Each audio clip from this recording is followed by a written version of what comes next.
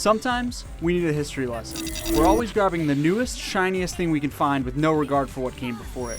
To understand what we play, we need to know where our favorite series began. Marvel vs. Capcom Origins lays out the, origins of the completely bananas MVC series with a faithful reproduction of both Marvel superheroes and the first Marvel vs. Capcom Clash of Superheroes. Venom. Give up, spoil sport. Here's the thing about pixelated fighters. They never really look outdated. Sure, we may have moved on to 3D graphics and intense cinematic experiences, but even a game from 1995 like Marvel Superheroes can still visually hold its own when its characters have been lovingly drawn and animated. But my favorite part of the way Marvel vs. Capcom Origins looks isn't how it holds up against the fighters of the modern era. It's how much love was clearly put into the collection to let players play it exactly how they played it in the first place. Were most of your memories with Marvel vs. Capcom at home with a big old CRT TV? Turn on the scan lines and get transported back to your childhood.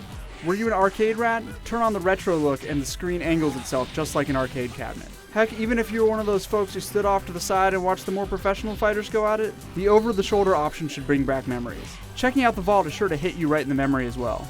With everything from concept art to unlockable characters grabbed via completing in-game challenges, there's a ton to learn about a pair of games that are incredibly important to the history of fighting games. Spider sting.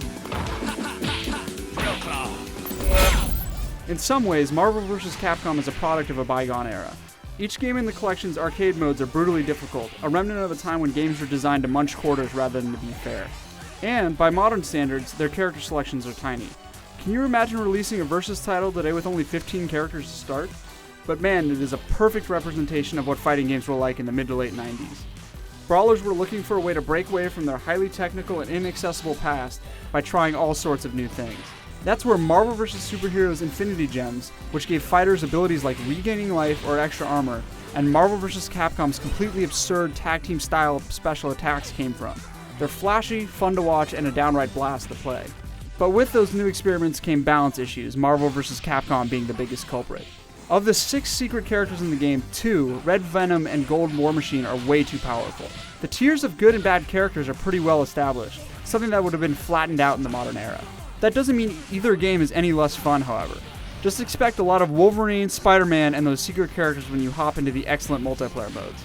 With tons of ways to customize your online experience, like establishing ping thresholds or your GGPO delay, there's no shortage of ways to get your ass handed to you by the experts.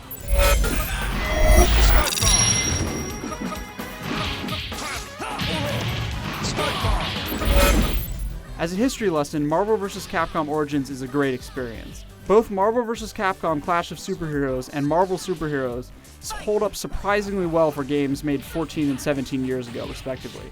The love put into the collection is clear, and the attention to faithfully reproducing exactly what made players fall in love with these games in the first place. They may not be perfect, but as a walk down memory lane, it's hard to beat. For more on Marvel vs. Capcom Origins, head over to IGN.